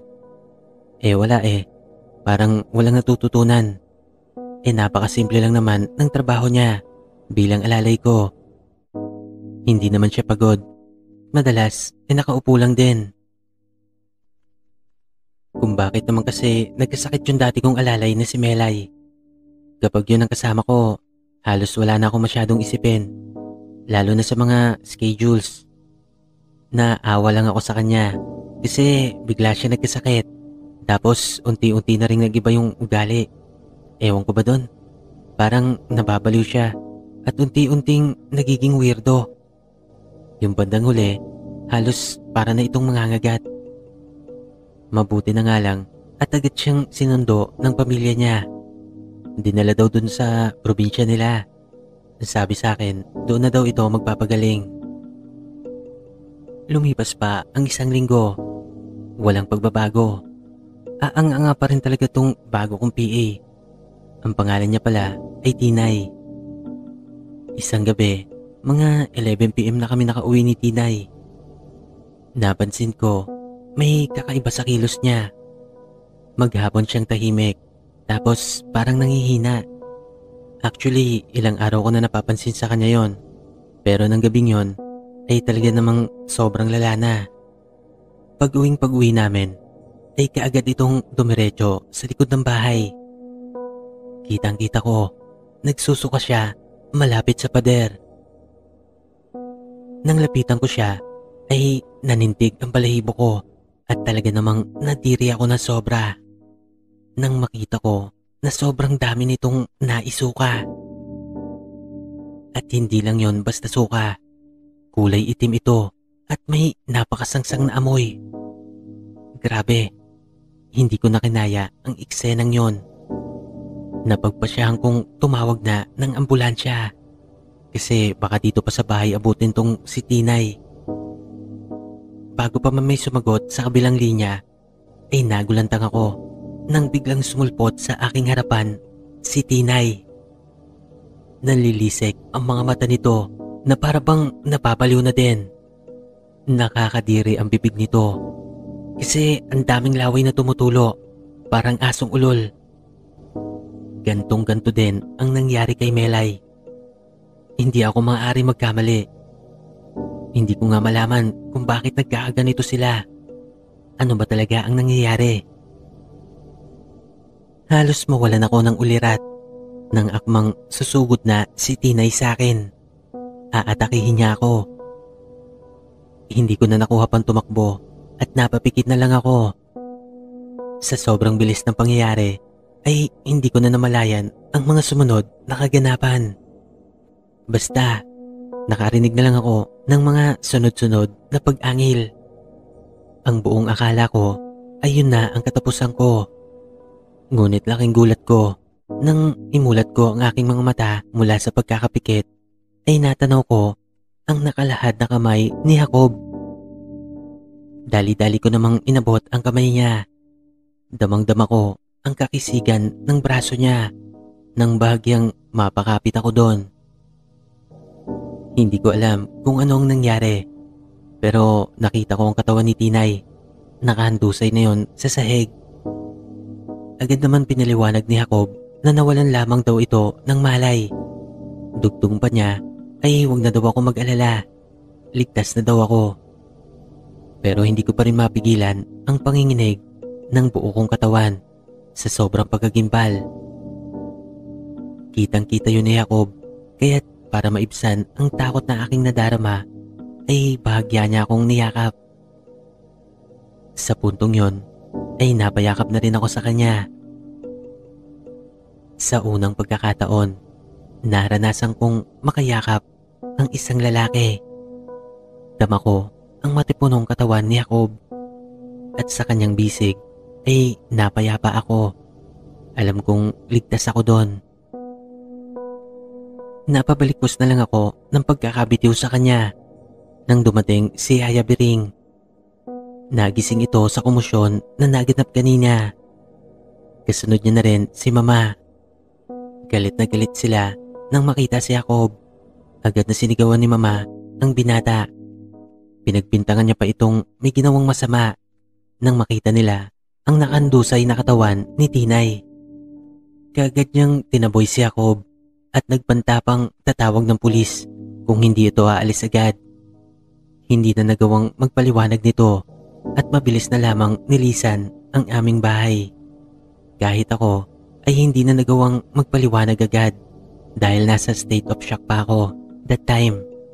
Kinabukasan ko pa na ipaliwanag kila Mama ang mga nangyari.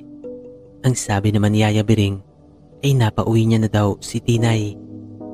Ipinasundo niya daw ito sa isa sa kanyang mga kamag-anak.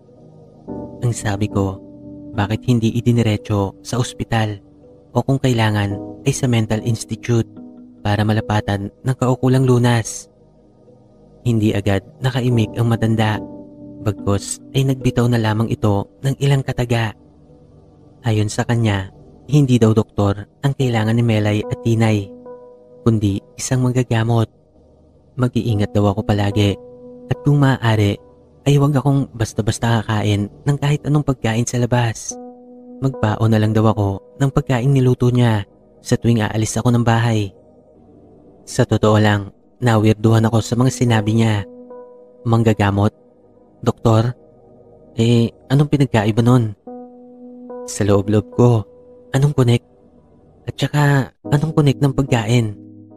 Si mama naman ay medyo napahiya nang naipaliwanag ko ang mga nangyari kagabi. Pero agad din naman itong kumambyo. Basta. Ayoko pa rin ang dumidikit-dikit sa'yo ang hakob na yan. Maliwanag ba, Jana? Si mama talaga. Sa bagay, sanay na ako sa kanya. Lumipas pa ang ilang araw. Nagtaka ako kasi halos hindi ko na nakikita si Jacob. Himala, natakot yata sa banta ni mama. Sa kabila nun ay may isa pa akong problema. Si Hector. Lalo kasi itong naging agresibo sa paliligaw. Dumating na nga sa punto na hindi na halos ako makapag-concentrate sa trabaho. Nai-intimidate na ako sa kanya. Isang beses ay kinulit ako nitong imbitahan sa isang okasyon. Kaarawan daw ng kanyang ina. Tulad ng dati ay mariin ang pagtanggi ko dito. Bahagya akong kinabahan nang nag-iba ang ekspresyon ng mukha nito. Nang marinig niya ang pagtanggi ko, bigla na lamang itong tumalikod at naglakad papalayo nang walang paalam. Nang araw din na yon ay muli na naman kaming ginabi sa pag-uwi. Si mama na ang kasama ko that time kasi wala pa akong nakuhang bagong PA. Siya na rin ang nagmamaneho ng kotse kasi saktong nakalive ang driver namin na si Mang Estong. Kasalukuyan naming tinatahak ang madilim na daan pauwi sa aming bahay. Nang biglang may humarang na mga kalalakihan sa makipot na kalsadang aming tinatahak. May mga hawak itong matataas na kalibre ng barel. Abot-abot ang kabog ng dibdib namin ni mama. Takot na takot kami that time. Lalo pa, dalawa lang kaming magkasama. Nang lingunin namin ang likuran ng aming sasakyan, ay napansin namin ang isang SUV na nakabuntot sa aming kotse. Iniluwa ng sasakyan na yon si Hector. Sapilitan kaming pinababa at kinaladkad ng mga tauhan niya. Iyak ako ng iyak that time at walang humpay na nagmamakaawa sa kanya. Hector? Anong gagawin mo sa amin? Parang awa mo na, huwag mo kaming sasaktan ni Mama. Sabi ko naman sa'yo, Jana. Wala akong ginusto na hindi ko nakuha. Wala eh. Masyado kang pakipot. Ayaw mo ng santong dasalan? Kaya eto, papaspasin na kita. Wala na kaming nagawa ni Mama nang isakay kami ng mga tauhan ni Hector sa loob ng SUV. Dinig na dinig ko ang mga halakak nila na talaga namang nagdulot ng kilabot sa buo kong pagkatao. Nang mga sandaling yon, kung ano-ano na ang pumapasok sa isip ko at lahat ng iyon ay purong takot. Maya-maya pa ay nagulat na lamang kami ni Mama nang marinig naming tila nagsisigawan ang mga tauhan ni Hector na nasa labas ng sasakyan. Nadagdagan pa ang pagkasindak naming mag-ina nang biglang nabasag ang windshield ng SUV na sinasakyan namin. Sumampulat mula doon ang isang tauhan ni Hector papasok sa dashboard.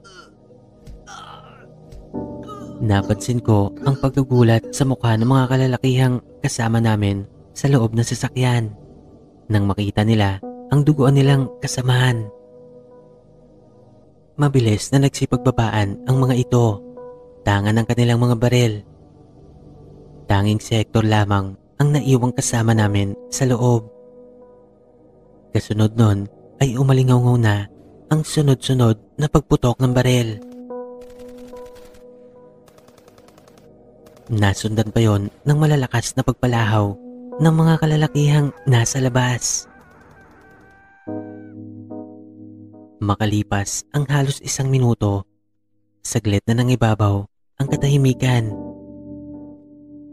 Sabay-sabay kaming nagulat nila Mama at Hector nang biglang bumukas ang isang pintuan ng sasakyan.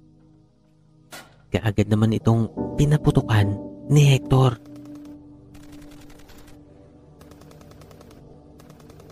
Tila bumaril lang sa hangin ang takot na damuho.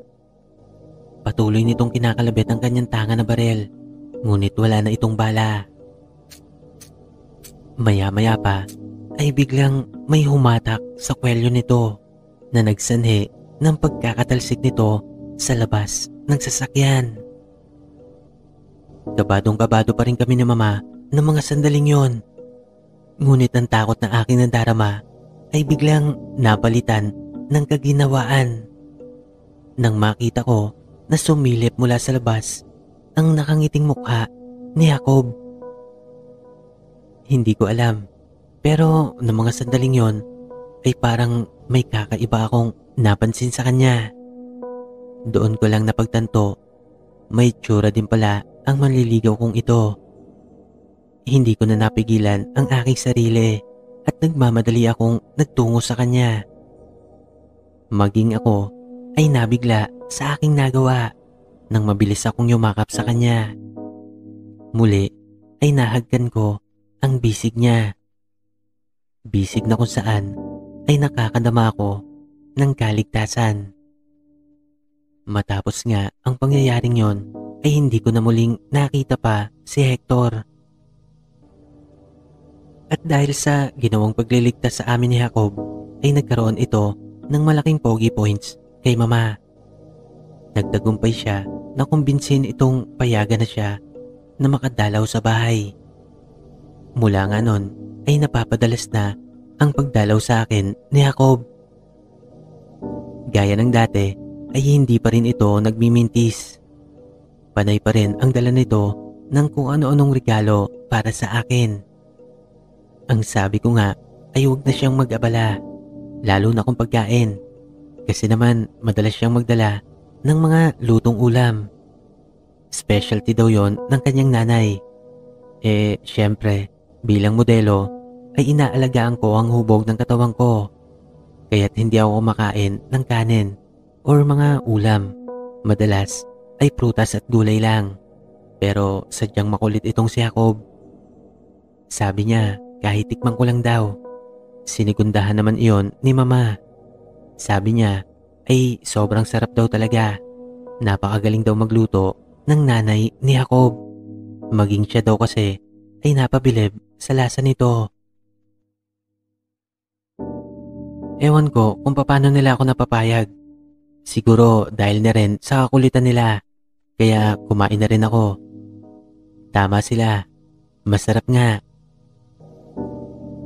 Habang tumatagal ay hindi ko na maitatanggi. Unti-unti na siyang nagkakaroon ng puwang sa aking puso.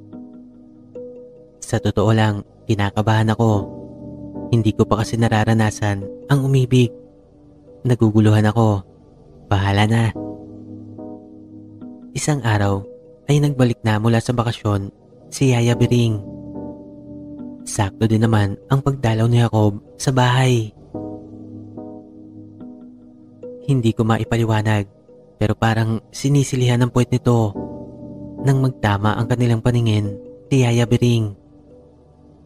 Kaagad itong nagpaalam. Hindi ko na nga nagawang tanungin yon. Basta bigla na lang siyang umalis na tila may iniiwasan. Napaisip talaga ako, bakit ganon? Bakit ganon ang ikinilos ni Jacob? Sa puntong yon ay medyo naguluhan ako sa aking sarili. May puwang kasi sa puso ko na nagsasabing habulin ko siya at pigilan. Ito na kaya yon? Ito na ba ang tinatawag na pag-ibig? Mahal ko na ba si Jacob? Matapos nun ay kaagad namang kinuha ni Yaya Biring ang mga pagkaing dala ni Jacob. Tila nagmamadali pa ang matanda at kaagad na nagtungo sa kusina. Sakto naman patungo din ako doon para kumuha ng maiinom. Laking pagtataka ko nang makita kong inilalagay ni Yaya Biring sa isang black bag ang mga ulam na dinala ni Jacob. Nang tanungin ko siya kung bakit ginagawa niya yon, ay nanlalaki ang mga mata nitong umarap sa akin at nagwika ito ng, Diyos ko, Iya. Iwasan mo ang lalaking yon habang maaga pa. medyo natigalgalan pa ako nang marinig ko ang mga sinambit na yon ni Yaya. Napakunot ang noo ko.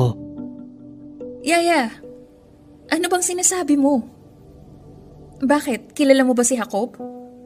Teka, bakit nga ba kasi tinapon mo yung mga dala niyang pagkain?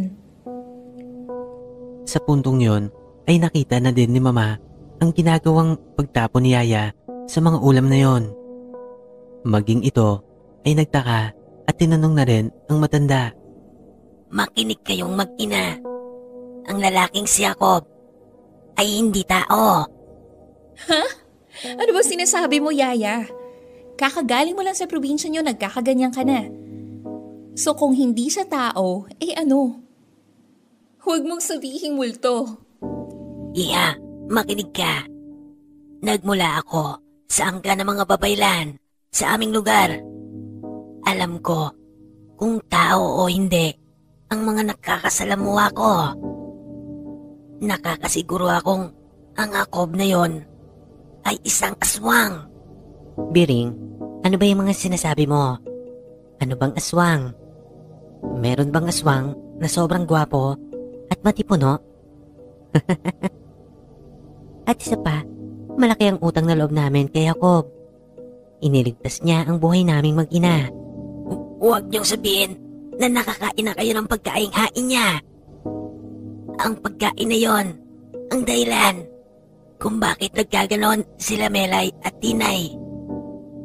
Jana, sinusubukan kang hawaan ni Jacob ng pagiging aswang niya. Yaya Biring, please. Stop it, okay?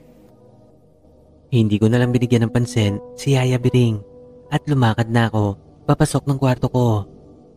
Nag-uumpisa na rin kasi akong mawirduhan sa matanda. Aswang? With this modern day technology. Isa pa, there's nothing wrong with the food na dinadala ni Jacob. And besides, sobrang sarap nga nun. At kita naman sa karne na hindi yun karne ng tao. My gosh, ang dami ko nang iniisip. Dumadagdag pa tong si Yaya Biring. Kinabukasan, after ng pictorials, ay sobrang pagod ang naramdaman ko. Sobrang malas pa dahil tumirik ang kotse ko sa isang masukal na parte ng daan. Lalo pang nadagdagan ang stress ko ng araw na yon nang hindi ko na mapatakbo pa ang kotse ko. No choice, kailangan ko tumawag ng tulong. Habang ini-scroll ko ang phonebook ng cellphone para sana tawagan si Mama, ay napansin ko ang isang mensahe. Nagmula yon kay Jacob. Hindi ko maipaliwanag, pero parang gumaan yung loob ko. Yung tipong nawala bigla yung pagod ko. Dali-dali kong binuksan ang mensahe na yon. Nagulat pa ako nang mabasa ko ang nilalaman nun. Need help? Agad kong inilibot ang aking paningin sa paligid. Hindi naman ako nabigo nang matanaw ko si Jacob na nakangiti sa akin habang nakatayo sa gilid ng kotse ko. Nag-offer ito na ihatid ako sa bahay. Naiwan ang sasakyan ko sa lugar na yon, pero wag daw ako mag-alala at siya na ang bahalang magpagawa ng bukas. Habang nasa biyahe kami papauwi ay nahuhuli ko pa ang panakanakang tingin sa akin ni Jacob. Matatamis ang mga ngiting pinapakawalan nito. Sa isip-isip ko ay papaano na lang kaya kung walang Jacob na dumating sa buhay ko. Sino kaya magliligtas sa akin sa tuwing nasa balag ako ng alanganin? Shit, teka, ano tong nararamdaman ko? Hindi kaya in love na rin ako sa lalaking to? Hindi nga nagtagal ay nakarating na kami sa bahay. At tulad ng dati ay may bitbit na namang lutong ulam si Jacob. Agad ko namang tinawag si Yaya Biring, ngunit si Mama ang lumapit. Sabi nito ay nagpaalam kanina si Yaya. Sasaglit daw ito sa kamag-anak niyang may sakit. At dahil nakaramdam na ako ng gutom, ay ako na mismo ang nag-asikaso ng hapagkainan upang makapaghapunan na kami. Masaya kaming nagsasalo-salo sa lamesa. Ako, si Mama, at si Jacob. Medyo naninibago din talaga ako kay Mama dahil sa unang pagkakataon ay naging magiliw ito sa aking manliligaw. Nagpatuloy lang kami sa pagkain habang masayang nagkukwentuhan nang bigla akong mapansin ang kakaibang reaksyon sa mukha ni Jacob. Tila ba hindi ito mapakali at parang naiinitan. Tinanong ko ito kung ano ba ang nangyayari sa kanya. Maging si Mama ay nakita kong nag-aalala sa aking manliligaw. Ang sabi nito ay okay lang naman daw siya. Medyo maalinsangan lang daw. Akmang tatayo na ako upang buksan ang electric fan. Nang magulat ako sa malakas na pagpalahaw na umalingaw-ngaw sa buong kabahayan. Boses yun ni Jacob. At nang lingunin ko siya ay nabigla ako nang makita kong halos maglupasay na siya sa sahig. Napansin ko din medyo umuusok yung katawan niya. Halos hindi na siya makagalaw pa. Agad kong nilapitan ang kaawa-awang si Jacob. Sa puntong yon ay nakaramdam ako ng takot. Takot hindi dahil sa nakikita ko, kundi ang posibilidad na kung anong pwedeng mangyari kay Jacob. Oo, ayoko na siyang mawala pa sa buhay ko. Tuluyan na nga kaming nataranta ni Mama. Hindi na namin alam kung ano ang dapat gawin. Hindi ko na rin kasi makausap si Jacob dahil wala itong tugon kundi ang pagsigaw ng malakas na tila ba nakakaramdam ng iba yung sakit. Halos mapaiktad pa ako sa aking pagkakaupo sa sahig nang biglang may pumasok na mga tao sa aming bahay. Nasa 5 ang bilang ng mga ito at halos mga katandaan na lahat. Napansin ko pa ang hawak na baon ng nyog ng isang matandang lalaki. May tali yung alambre at nagbubuga ng makapal na usok. Narinig ko din na tila nagdadasal ang mga ito. Pero hindi ko naman maintindihan ang mga sinasabi nila. Sino kayo? Anong kailangan nyo? Bakit kayo pumasok dito sa bahay ko? Walang tugon ang mga ito hanggang sa nakita kong pumasok na rin si Yaya Biring. Nasa likod siya ng mga taong yon. Iya, tulad ng sinabi ko sa'yo, layuan mo ang lalaking yan. Isa siyang aswang. Yaya Biring, ano ba yung aswang na sinasabi nyo? Hindi totoo yan! Ano ba ginagawa nyo kay Jacob? Itigil nyo yan, pakiusap! Muli ay nanlaki ang mga mata na matanda habang tila pinapagalitan ako. Ang sabi niya pa ay tuluyan na kaming napasa ilalim sa hipnotismo at kapangyarihan ni Jacob. Hindi raw siya makakapayag na tuluyan ako makuha ng aswang na yon. Kaya't kailangan daw nilang gawin ang mga bagay na ito. Maya-maya pa ay lumakad ito patungong lamesa. Kinuha nito ang isang malukong na naglalaman ng ulam. Nagtaka pa ako nang akmang pinatakan niya ito ng kalamansi. Matapos nun ay inilapit niya ang ulam sa aking mga mata. Nagimbal ako nang mapansin kong unti-unting nagbabago ang itsura ng minuto na kanina lamang ay aming pinagsasaluhan. Mula sa katakam-takam ay naging mukha itong dinuguan. Bahagya pang hinalukay ng kutsara ni Yaya Biring ang ulam na yon. Doon na tumambad sa akin ang iba't ibang parte ng katawan ng tao. Merong tenga, may mata, lamang loob at kung ano-ano pa. Hindi ko rin kinaya ang masangsang na amoy nun, kaya't kaagad kong ibinaling ang aking paningin sa ibang direksyon. Sa puntong yon ay unti-unti na akong naluha habang nakatitig kay Jacob. Hindi ako makapaniwala. Totoo nga ang sinasabi ni Yaya Biring. Natanaw ko ang namumugtong mga mata ni Jacob. Alam kong ang mga luha nitong nagsisimula ng mag-unahang pumatak ay hindi sanhi ng pisikal na sakit na kasalukuyan niyang nadarama. Bagkus ay napapanaag ko sa kanyang muka ang iba yung pagsisisi at kagustuhang humingi ng kapatawaran sa kanyang mga nagawa. Hindi nga nagtagal ay nagumpisa na itong magsalita. Jana! Totoo ang sinabi ng yaya mo. Isa nga akong aswang. Nang marinig ko yon, ay nakadama ako ng kurot sa puso. Doon ko napagtanto, mahal ko na si Jacob. Nasabi ko yon kasi kung hindi ko siya mahal, kaya kong baliwalain ang lahat ng mga ito. Dahan-dahan akong tumalikod at mabagal na naglakad. Muli ko na namang narinig ang tinig ni Jacob. Jana, patawarin mo sana ako. Hindi ko sinasadyang gawin ng mga bagay na to. Inaamin ko, nung una, hindi naman kita gusto. Sinusunod ko lang ang propesiyang sinasabi sa akin ng aking mga kalahi na ikaw at ako ang itinadhana. Kung tutusin, kaya kitang kunin ng pwersahan at dalhin sa amin. Ngunit, hindi nagtagal ay tuluyan na akong umibig sa'yo.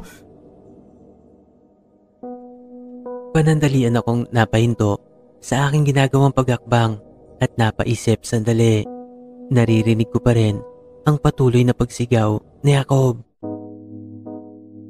Sa puntong yon ay tuluyan ng umagos ang mga luha sa aking pisngi. Parang sasabog na ang puso ko, kaya't agad akong napatakbo sa labas ng bahay.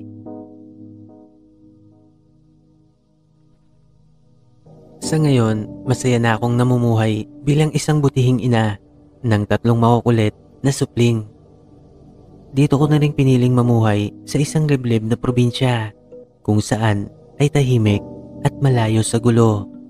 Isang lugar kung saan ay nakakamtan ko ang tunay na kapayapaan kasama ng aking pamilya.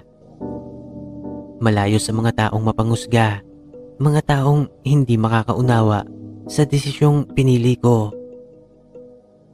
O mahal, inumaga ka yata. Nag-aalala tuloy ako eh. Pasensya ka na, mahal. Nahirapan kaming manghuli ng mga mababangis na hayop. Sa tingin ko, kailangan pa nating dagdagan ng mga alaga nating mga hayop para hindi tayo kapusin sa pagkain.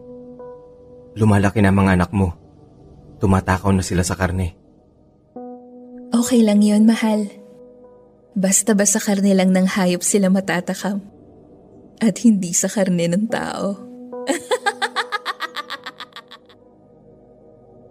Oo, tama kayo. Si Jacob ang nakatuluyan ko. Noong gabing yon ay hindi ko kinayang marinig ang pagtangis ni Jacob.